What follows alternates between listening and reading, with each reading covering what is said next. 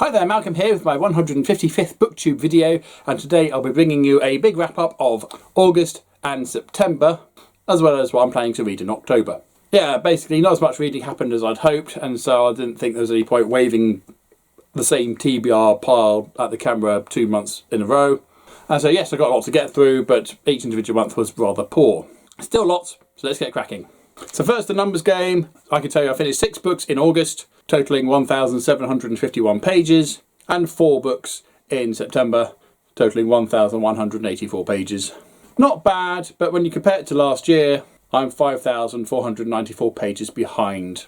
So I've got a heck of a lot of catching up to do if I want to match last year's score. Anyway, the books. First up is Flowers for Algonon by Daniel Keyes. Seems like ages ago I did a video for this, telling you how much I loved it. Go and check that out if you want to find out exactly why I loved it. It was August book of the month, and a real highlight. And after, it's warmer today than I expected. And after that I then finished reading The Light of Fantastic by Terry Pratchett to the boys. This is the second book of the Discworld series, and the only book that's a direct sequel to another book of the series, being book 1. So Rincewind 2, Flower, and the Luggage actually find themselves on an adventure this time with a plot, an improvement over book 1. However, they're still travelling the disc, but there's a lot more actually going on this time. The boys really enjoyed listening to this. There are a number of laugh out loud moments in it. It's a series I cannot recommend more. Although for newcomers, I would suggest you start with The Colour of Magic and like Fantastic. Go with Guards or Weird Sisters or something. Because the earlier books, Terry Pratchett was still finding his feet really with the stories. But it's a series I never stopped reading. Booktastic. And after that I then finished reading Memories Legion by James S.A. Corey to my wife. This is a series of short stories that sort of pepper between the various books, giving a bit of backstory about some of the characters, a bit of insight about some of the technology. And I was actually quite impressed by the TV show in how they managed to implement some of these short stories into the show. Like The Butcher of Anderson Station, where you find out about Fred Johnson's attainment of his title, Drive, which covers the invention of the drive that allows interplanetary travel, and Strange Dogs, which was peppered through the final series of the show at the beginning of each episode, about a little girl who discovered some interesting creatures on the planet Laconia that is able to remake things, including a dead brother. Are these stories essential? Not really, but they do enrich the already very, very rich universe of The Expanse beautifully, and having finished the 9 books of the main series, this was a nice dessert to finish off the series for good, which is very sad, but booktastic. Absolutely love the series. Another one I highly recommend. After that I then read Ark by Stephen Baxter. This is book 2 of the Flood duology. In book 1 the Earth literally floods, and we follow a group of people who end up on a big boat, like an ark for example. However, there is rumours of other arks around the world, and this is a story of another one of these arks. In fact, we hear that there are 3 main solutions to the problem, or there are 3 main solutions to survival. One is a big boat, one is an underwater city, and one, as depicted on the front cover here, is to leave Earth entirely and find somewhere else that's better, i.e. not underwater. And so we follow this story. So the first half of the book is pretty much in parallel to the previous book, but following some different characters, some characters I'm familiar with from the first book. And then of course it's the space flight itself and what goes on, mostly in this journey, and how generations later children who were born in space and have grown up in space sort of start doubting their elders about the fact that there ever was an Earth, or there even is an outside. And so some really interesting thoughts and ideas in this. Absolutely love the first book, and this one didn't disappoint. I think of the 2 I'd probably prefer the first one, because I think the tension was slightly better there, because there's ever encroaching flood and they really were racing against the clock. In this one, yes, that's very true for the first half of the book, as they're trying to get this project off the ground, literally, as the floodwaters are closing in and people are going crazy. But once we take off, the tone shifts dramatically, and it's almost a completely separate book and separate story. I still enjoyed it, but I felt that the tension disappeared completely, whereas in the first book the tension was there throughout. And I'd give this a booktastic. I'm also interested to see that there is a follow-up ebook, which is over 3 stories, giving a bit of insight about the various things that happen on this journey. I won't give away spoilers for that. We'll get hold of that at some point, hopefully in printed form. I've never managed reading off e-readers. Alright, and after that I then finished Futurama Adventures which contains comics 5 to 9 of the Futurama comics series. 5 more zany adventures with our favourite Futurama team. The artwork is just like you see on the screen, and the humour is exactly the same. I absolutely love it. It's just a shame I can't watch it. So buy it, but it'd be booktastic, ironically, if it was watchable. And then I read Futurama Conquers the Universe, the next 4 comics in the series. And I'll say exactly what I said for the previous book. Buy it. Why can't I watch it? But I can say that the humour and the artwork is consistent throughout. It never really dips. So that was it for August. And so down to September. Queen Slayer by Sebastian de Castell. This is book 5 of the Spellslinger series, which follows Kellen, a failed mage, and his business partner, a squirrel cat by the name of Righteous, as they go through various misadventures. Really enjoyed the series so far. I love the interaction between Kellen and Righteous. The previous book was a bit of a dip for me because that connection was gone. Righteous was separated from Kellen throughout the entire story, and a lot of the magic was gone there. But they've been reunited, ready for another great adventure, full of intrigue, mystery, and lots of conspiracy going on. I can't tell you too much about the story because spoilers, and I don't really want to give away what's happened in the previous few books, apart from the temporary separation between Kellen and Righteous. And it remains true to form for the rest of the series, with the exception that I think they've got a little bit darker. Kellen's certainly a little bit older, and he has less qualms about killing people. Previously, people have died through misadventure or accidents or self-inflicted, but no, in this one he just straight up kills people. Arguably justifiable, but you know, he's not like a crazy murderer or anything. But we both really enjoyed it. Buy it. And after that, I then read The Short Victorious War by David Webber. This is book 3 of the Honor Harrington series.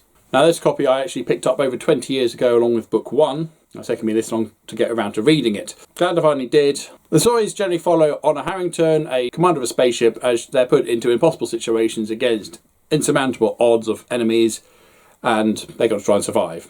And survive they do, generally, because there's quite a lot of books in the series, all featuring Honor. So, you know, it's a guarantee there. Now, the first 2 books were very much an underdog story, a woman in a man's world sort of thing, and I really, really enjoyed them. In this book, she has pretty much established herself. She still has her detractors and enemies within her own ranks, but there's no question she's very good at what she does, and so she is part of the fleet now. And in this one, the Havenites, the bad guys, are up to their old tricks and are going to cause some sort of argy-bargy somewhere for some reason, and it's up to Honor and her fleet to stop them. Unfortunately, this book is huge amounts of build-up, followed by some more build-up, for a bit of intrigue. There's something else going on somewhere, and then some more build-up, and there's a bit of romance in it, which, okay, it's fine, but doesn't further the plot at all.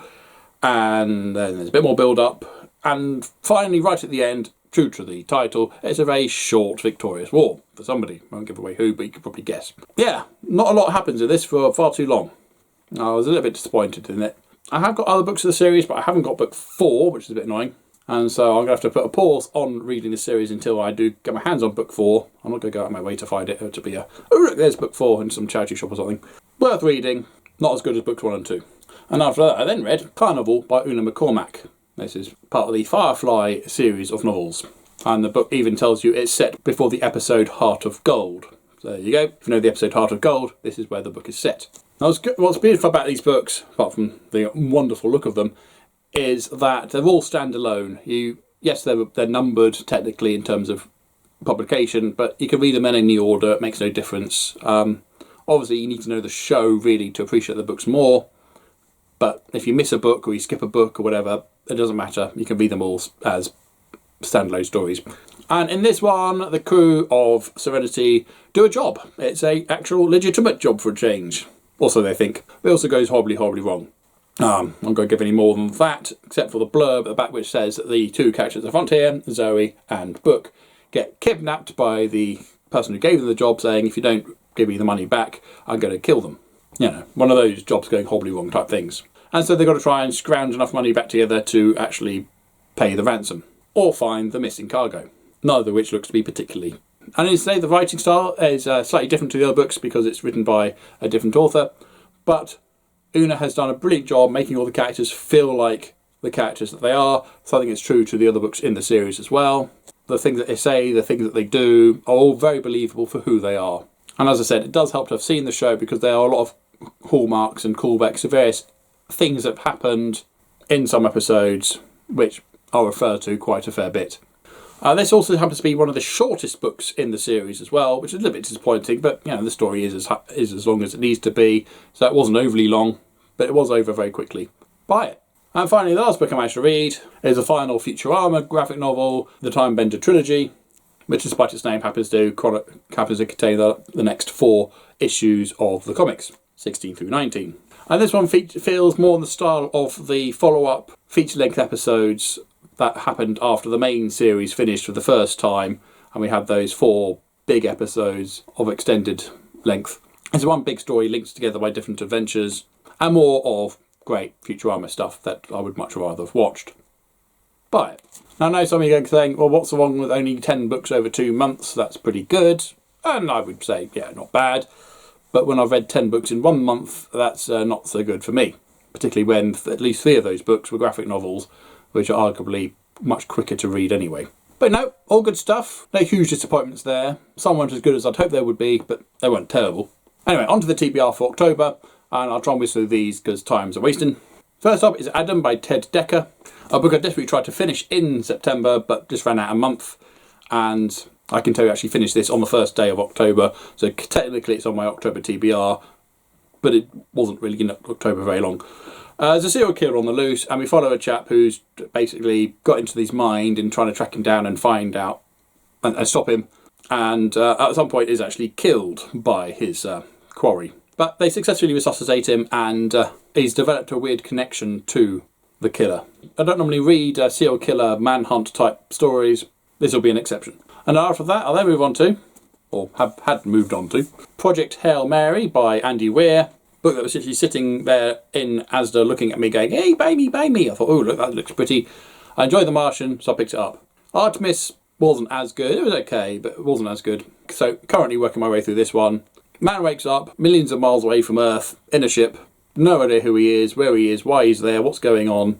And you've got to figure out how to save the Earth. If that's not a great starting premise, I don't know what is. And after that, I'll then move on to Mammoth book of Best New SF 18.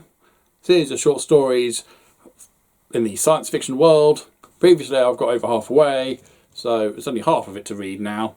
There's still a lot though, but I do want to get it done. I do like a good short story, and there've been some great ones in here. So hopefully I'll get through that. And then I'll move on to a wee bit of Star Wars, starting with Scoundrels by Timothy Zahn, one of the giants in the Star Wars writing world. Some bad boys doing some bad stuff, but possibly for good reasons.